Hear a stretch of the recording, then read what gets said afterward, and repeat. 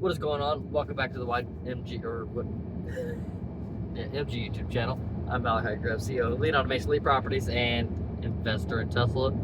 This is Jenna. You've probably seen her on a couple of videos or seen her around, but she's the CMO of Elite Automation, COO of Elite Properties, and Elite Automotive. So yeah, this video is about Turo. Our damages on our vehicle, and we actually have damages on 2 vehicles right now, and kind of what our experience has been with Turo and like claims and stuff like that. And yeah, we're actually on the road right now going to retrieve a vehicle like 6 hours away.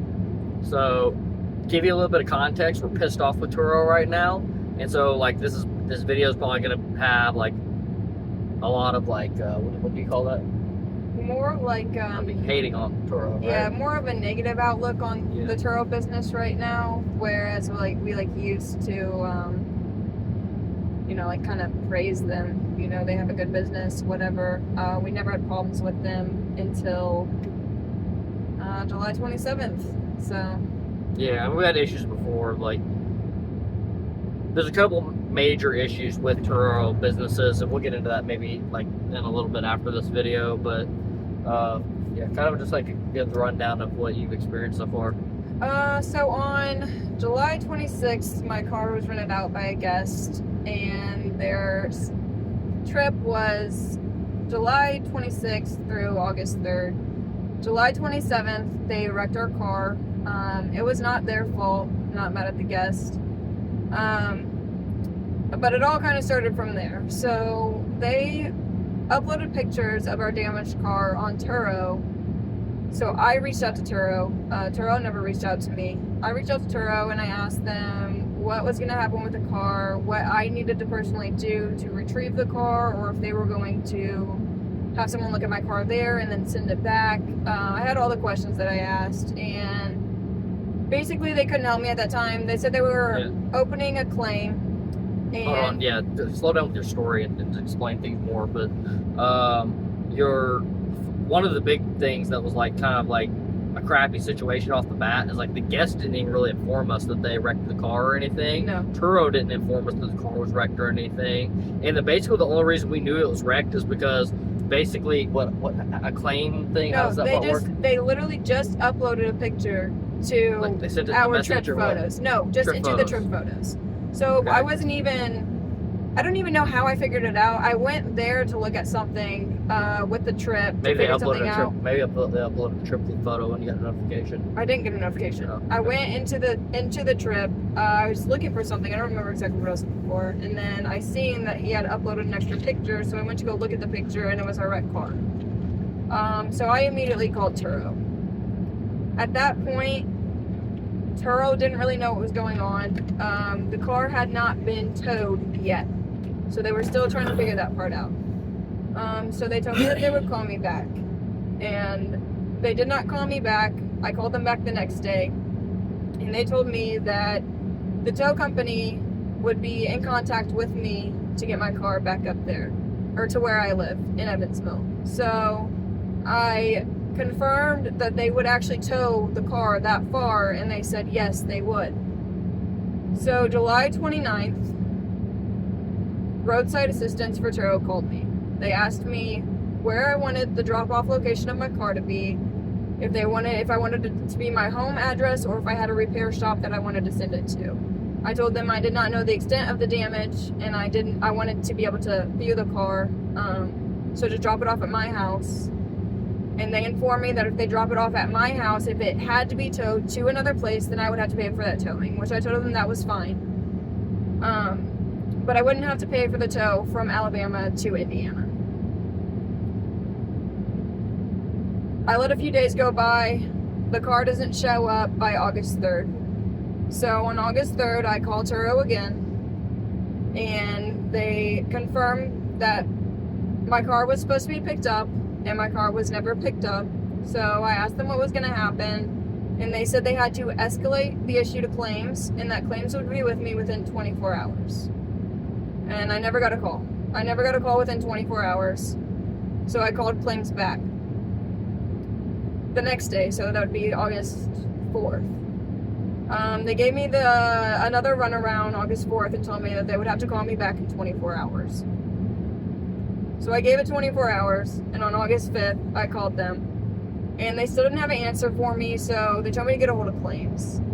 And the claims department says they're open 9 a.m. Mountain Time to like 5 p.m. Mountain Time. But they don't actually open at 9 a.m. Mountain Time. It's very hit and miss on if you can get a hold of claims. So I could not get a hold of claims. So I kept going through the regular customer service, and they kept trying to get a hold of claims. They said that they could not get a hold of claims. So on August 8th, I finally get a hold of claims myself. And the guy that I talked to, he was the most informative customer service agent I've had. So he says, there's actually some paperwork that you need to fill out and that I also need to fill out. So go into your app. He talked me through it. I filled out this paperwork. It went through. Yeah, this is something that we actually didn't really know about, but like when there's a wreck or any type of incident, you're supposed to fill out like a claim thing on our side, and that's the paperwork she's talking about. So there was already a claim filled out with the correct claim number and everything. But you're supposed to view that claim. Sorry.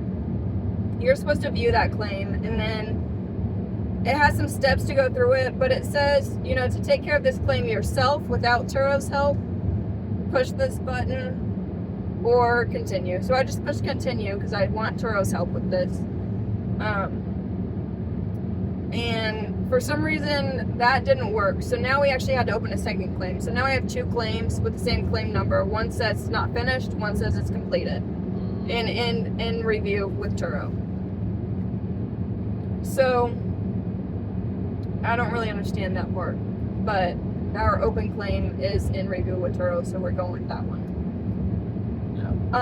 Yeah. One of the other things is I think part of what happened is a wrecker recovery service got to our vehicle before Turo could get a wrecker out there to come and pick up the vehicle. So what happens is they took that vehicle and then impounded it as a city impound or whatever.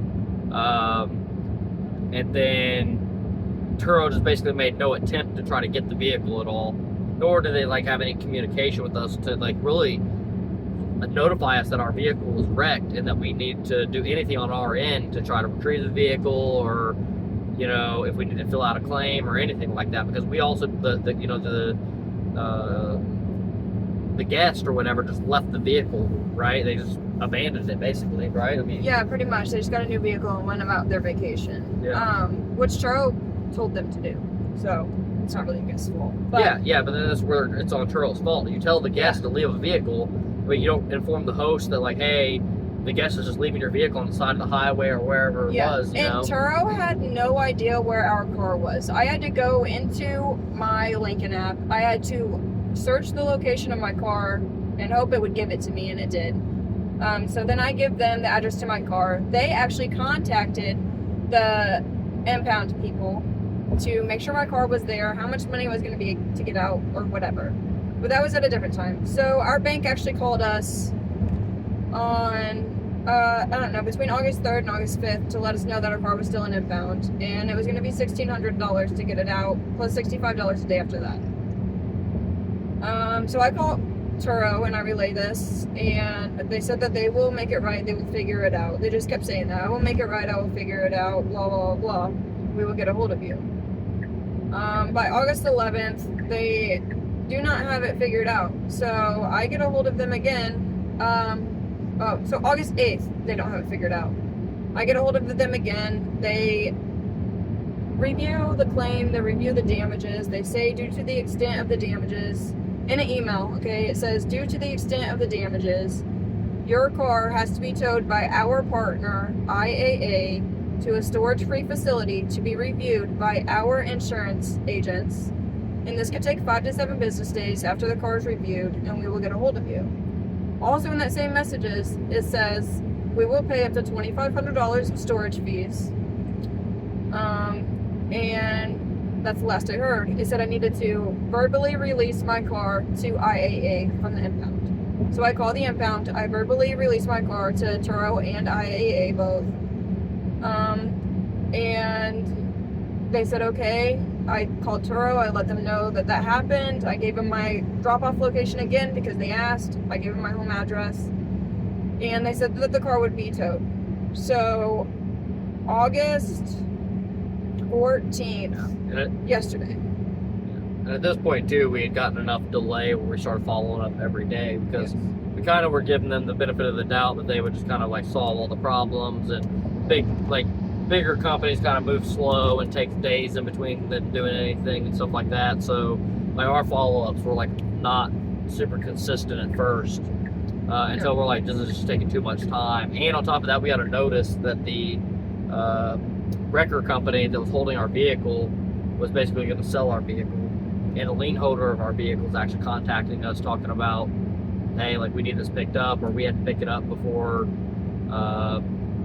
they do sell it, because obviously they'd rather keep the vehicle. They like none of that's anybody's intent is for like us to like sell that vehicle or anything like that. It's just basically Turo dragging their feet on their side and keep saying like we'll have a solution, yet not doing anything to come up proactively to come up with a solution. So now like we're stuck paying like the $2,500 to get this thing out of this impound thing, drive 6 hours there, 6 hours back, so 12 hours a day. So yeah, one thing I would advise is definitely if you're gonna do a Turo business, you need to open up 2 companies, and then let one of those companies be your maintenance companies, and let one of those companies be your Turo business or whatever. And the reason for that is so that way you can invoice yourself, basically, right? So like we're going to pick up this vehicle. If we go pick up this vehicle as like individual owners of the vehicle, we can't necessarily charge that back to Turo, or Turo's probably gonna like try to push back, so we're not paying for that. Like they say, like we'll pay for your gas. Okay, cool, but are you paying for the 12 hours of time? They're probably not. So like what we're doing is we're gonna basically get quotes from other record companies to go pick up this vehicle, and we've gotten some quotes already back at like $2,200 to go pick it up. So one of our other companies is basically going to invoice our Elite Automotive company as a vehicle retrieval. So that way our time is not being lost doing this. At least it'll be like paid for us to go down here, pick up this vehicle, drive it back up here and whatnot. And the thing is, like, in reality, there's nothing wrong with that, because if we literally hired one of these guys to come pick up the vehicle because we had no means of going to pick it up, let's say, for instance, an example, if it's not drivable, like... Yeah, we don't know if it's drivable. Yeah, we actually don't even know if it's drivable, really. We just assume it's drivable. And so if we have any problems with that, that's really going to not be a good situation. But, we have flatbed trailers, but then we're driving back up there, coming back down here again. It's 12 more hours. 12 more hours to pick up this vehicle. And this is why, in my opinion, for all the things I have going on business-wise, like the Turo thing is just not worth it. Like dealing with these claims, like somebody having an accident and the vehicle being out of service and all that's another thing. But for Turo to not just pick this up and take care of all the things, then really the only benefit that Turo brings to an individual operator is the leads. It's really just leads. That's it. Because if they're not actually servicing the customer in any way or supporting the host in any way, then like how is that benefiting? Or even if they're servicing the customer side well, but they're not servicing the host side, eventually hosters are going to give up on the company, right? They're not going to want to post their vehicles up there. And there's and I'll give you a couple examples with that. Like we've had somebody smoke in one of our vehicles and basically ruin it. 2 of our vehicles. 2 of our vehicles, yeah, now. So people smoked in it and just like essentially ruined the vehicle, because even if you charge like, I think the ones they did pay us like $300 or something, right? No, you can only charge $150 for smoking. Okay, so for the expedition we got $150. We did get $150. They gave us a $150 fee for somebody literally having ashes all over the car. I don't even know how the frick they did this. They did it out of spite or something, because I told him like 4 times, like, dude, it is past the time you're supposed to bring the car back. Like, you have to bring the car back. I have guests coming today to get this car. I'm gonna have to clean it. And when we got the car back, I mean, there was ashes everywhere, covering the whole car. It was in the trunk, like It under didn't the. even make sense. It's like they were shaking ashes around. Dude, rubbing it all over the ceiling. Like, it was wild. Yeah. And like literally got a $150 reimbursement for that. Like, that vehicle, in my opinion, should be almost considered totaled out. Like, we can't even really use it for the service because people are now going to complain, oh, the vehicle smells like smoke. And we don't smoke, so it smells like smoke so bad. And it still smelled like smoke. Yeah. For 3 months after that. Yeah. And we finally got it to quit smelling, but like after how long and how many cleanings? It was like 3 months. You know, and so, and then we just recently had one with the Cybertruck that we're in now. So we ran out the Cybertruck here, and somebody smoked in it again. And it basically still smells like smoke. I think this was this one at least they cleaned it really nice before they brought it back, but it still smells like smoke, and it's been like 4 or 5 days now, right?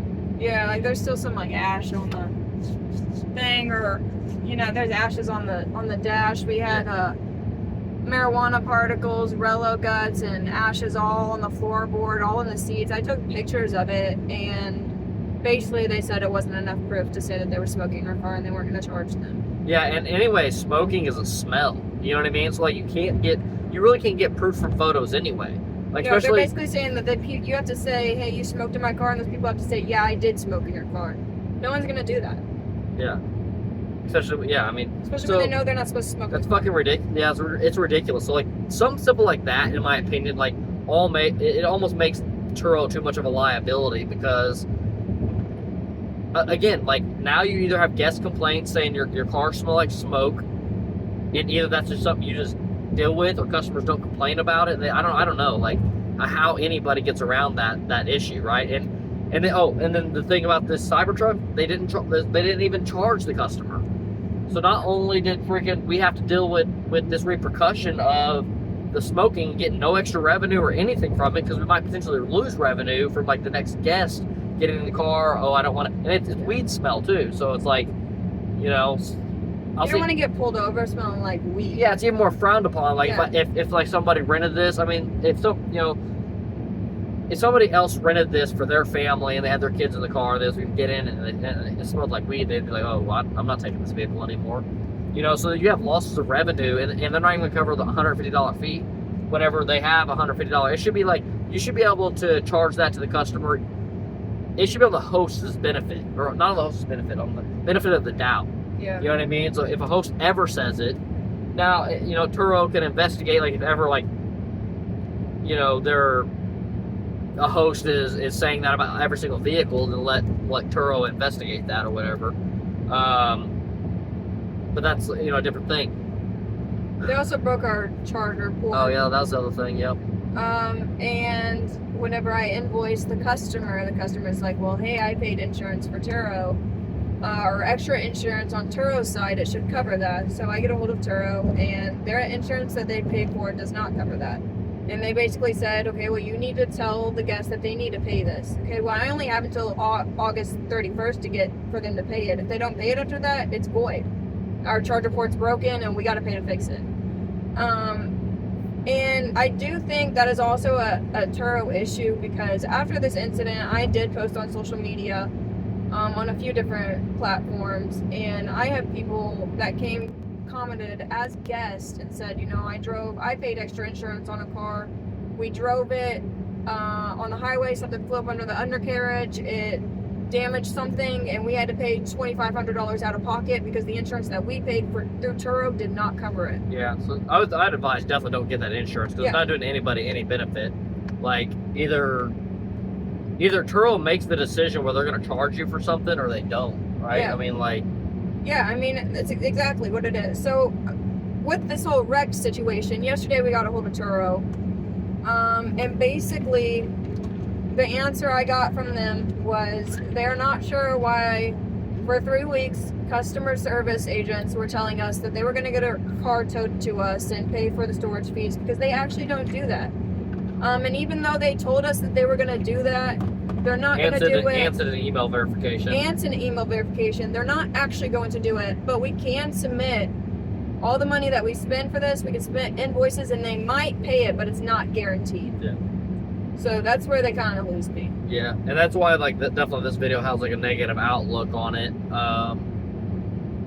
Just because this might take care of it thing. I don't know. It's just like, this is their fuck up anyway. So even if this is not a normal circumstance where they would have covered it, like, I don't know. I don't understand how a customer can leave a car on the side of the road and then just not even notify, not even call, send a support message, anything to like try to notify you, hey, your vehicle's been wrecked, you're gonna need to pick it up. Like, that's a shitty situation, but They at least did notify Turo. They did. the guest notified Turo. They that did. had nothing to do with us getting notified though. Yeah, but Turo's supposed to notify us. But they didn't. They didn't. Correct. Exactly. The guest. That's The Turo's guest. It's fault. not the guest's fault. Though. Yeah. You keep saying the guest left it on the side of the road. They left it. Blah blah blah. It's not. The guest was probably told to leave it. Yeah, exactly. No, this is all Turo's fault. Turo should have then notified us that the vehicle was wrecked and we need to come get it. Yeah. So on day 2, I asked them, "Hey, are you guys going to have our car towed up here, or do we have to get it?" I was more than willing to go get the car. I didn't want to, but I didn't want my car stuck in Alabama. So I offered to get the car, and they said there's no need to do that.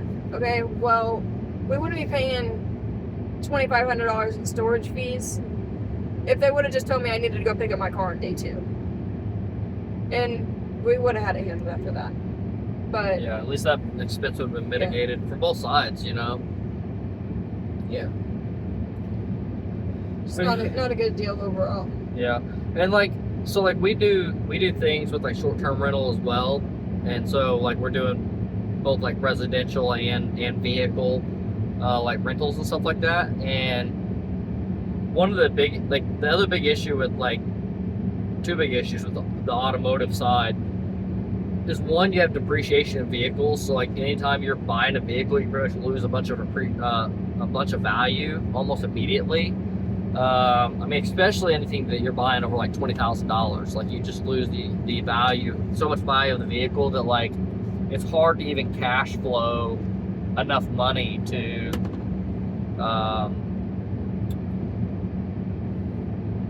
even keep up with the deflation of the vehicle, deflation of value, which is a thing that really sucks. And another major liability that's there on like really specifically from the Turo side is delisting. So like we the Ford Expedition that we had that actually got smoked in. Yeah. Actually, ironically, after that trip that it got smoked in, it got delisted for a recall, and so we didn't have to experience loss of revenue due to the smoking issue, which it probably would have if it wouldn't have got delisted. But it got delisted due to a Ford recall that can't be fixed for 6 months. So now, you know, we had basically a few alternatives of like, you know, or did I mention like the recall wasn't going to happen for 6 months, so we had to sit on the vehicle for 6 months. Okay, so we either had to sit on that vehicle for at least 6 months and hope they got the vehicle fixed, whatever problem was there, so that way we could get it relisted again. So that's 6 months with no revenue and 6 months of paying payments without revenue. And then the other solution, which is the one we went with, is just sell the vehicle. Yeah, but even with the recall thing, it's a weird situation. So they unlisted our car immediately. I understand for some recalls, you have to, right? But we had 6 or 7 already booked trips after that, before the recall was put. So before our car was unlisted, we had future trips. And they let the 6 to 7 guests that we had do those trips even though the car was recalled, but they wouldn't let us relist our car, even though they didn't have the VIN numbers for the cars that were recalled. So that was the issue. It was like an early recall. They had no idea what the VIN numbers for any of the recalled cars were, if our car was even part of the recall. But to unlist a vehicle because it is unsafe, but then have 7 people drive it because they had already rented it out, it just doesn't make sense to me. Yeah. Yeah, and just like as far as business goes, like that part of things is like kind of a major liability. Now, I'm not saying like somebody can't be successful in like this type of business, but like you have to be extremely ready to move quick on these weird scenarios of like, I gotta hurry up and sell my vehicle. Like it got delisted yesterday, I need to sell it today. Or like at least as soon as you find out, like that same day you find out that like how long is it going to take before I can get this recall fixed, right? Whether it's is there a solution right now, or how long is it going to take for the dealer to get it in? Like those type of questions, because it could still be a month, 2 months out before even the dealer can get you in to get it serviced, or maybe you have to drive an hour or two away to go to a dealer that has availability or something like that to get it fixed. But you have to be ready to move super quick on those types of things. Else there's like almost no way you can remain profitable on Turo. And you also, another big factor is you need to be in a city that has like a high enough population count, either high enough population count or enough maybe tourism, so that people would enough people are renting your vehicle. Because like even with us, we live in a population of like 300,000, and our vehicles really don't do that well on Turo as far as getting booked out. Now we have to again for a couple things, caveats, is we have the Cybertruck, we have the Model Y. Both are like brand new vehicles, so we have them listed quite expensive, because honestly, like what we pay for the vehicle every day, basically we're not willing to go below that price. So like for example, like this Cybertruck, for us to own this, it's like $75 a day for us to own it. That's not including the gas or anything like that else that has to go into it. That's just our monthly payment and insurance, $75 a day. So this vehicle needs to rent out for basically 100 plus a day for it to really be worth it to even rent it out. And so that doesn't even consider in any of the damages or anything like that. Now and also too, like again, this goes back to like enough people. So if you have full occupancy, then maybe it's worth it, because your just total revenue in a month is high enough that it makes it worth it to do it. Now, like going back to like some of the other vehicles that we had, like the Ford Expedition and the Lincoln Navigator, those were our best performing vehicles, and they were also our, I'll say, lowest cost vehicles. But also we wanted those rented out because we don't really use them. Yeah, our Teslas we drive regularly. Yeah, so we moved on to the personally driving the Teslas and stuff, and so like we wanted those booked out as much as possible. And on top of that, though, their monthly payments were a lot less. Like the Expedition was like $300 a month, or no, the Lincoln was like $300 a month. Yeah, Lincoln's $300 a month. The Expedition was $500 a month. The Model Y is $800 a month, and the Cybertruck's like $2,100 a month. So just give you kind of perspective of like what pays out for those. And then you might as well say like roughly a couple $100 a month for full coverage insurance against all of them. Each one of them, actually, not all of them, each one of them. Yeah, so the one benefit that I can see from Turo is like I like Turos with Tesla because of the future of like being able to put your vehicles on robo-taxi network. I think that's going to be way more of an upside, but honestly, like I'm just kind of like burnt out with the whole vehicle situation. I don't like vehicles that much because of the depreciation of them. But if vehicles can become like as ROI driven as I think they will become in the future, when we can rent them out on like the robo-taxi network, I think that we can make, basically have like a 6-month ROI. So it's extremely good. Whereas like you're only getting a 6-month ROI on a Turo vehicle if you can get it for like, I don't know. That's the problem right there. Is like even that alone, like if you spend like $10,000, I mean you got to spend $15,000 to get anything decent. Yeah. That would rent out well, at least in our area. Yeah, and I'm not really the type that wants to rent out like the shittier cars. Yeah. I'd rather let people have more access to luxurious vehicles to take out of town or whatever they want to do. Yeah. And maybe that's part of our problem too with operating the Turo thing, is maybe like the money's really into the economical cars and stuff like that, but it's like, I don't know, it's just not a demographic that we're really wanting to like target. Yeah, and really like the stipulations of it can't be older than 10 years and it can't have more than 130,000 miles. Yeah. Like you're not really finding anything cheap enough Yeah, you could find something cheap enough if you could go over like 130,000 miles. You know, if you could find something that's like, 200,000 miles, then it'd be okay because you can find vehicles at decent prices. But then your maintenance expenses are going to go up. So it's, Like even I have a 2014 Kia Optima, and it has over 130,000 miles on the body, but it has a brand new motor in it, and I still don't think I can list that. you should try it if you haven't already. It definitely just sits. That will be hella worth it. Yeah, I mean that part's paid off. Yeah. Paid off vehicles are also the way to go. The Model Y, we got it with like, it's not 0% interest, but it's like, I think 2.5% interest or something like that. So that's kind of cool because then now we're not, every payment basically is going towards the equity of the vehicle versus like the Cybertruck has like freaking 8% interest. So we're gonna end up paying like $200,000 for a $100,000 vehicle. That's gonna end up being worth $50,000. So it's like the worst financial decision in life ever, basically.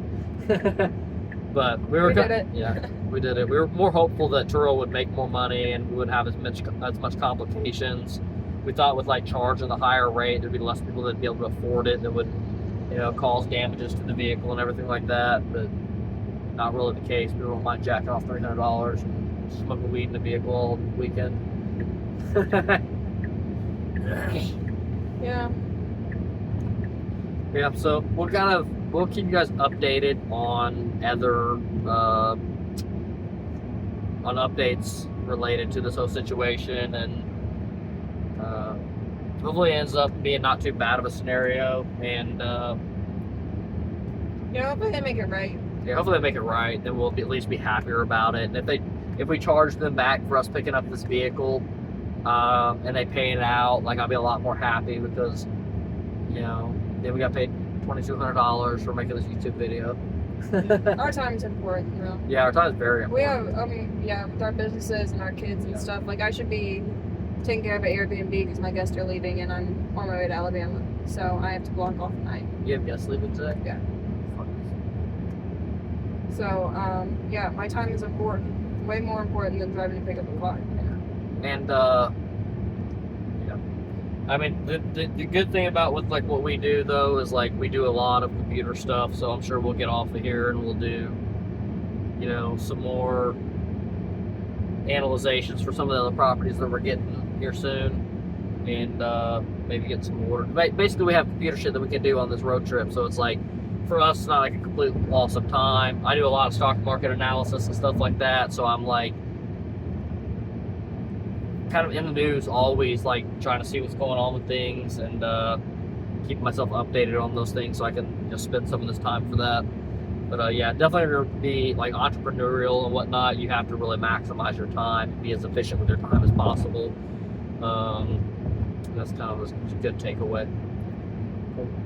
So, yep, subscribe if you're interested in any other investment type of videos. Again, we do things with properties, stock market investments, this freaking BS Turo thing.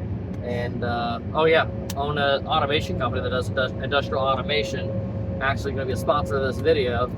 Elite Automation is a robotics company building automation and manufacturing equipment, basically capital equipment, and generally involves things like robotics, doing things in assembly, welding, and material handling and whatnot.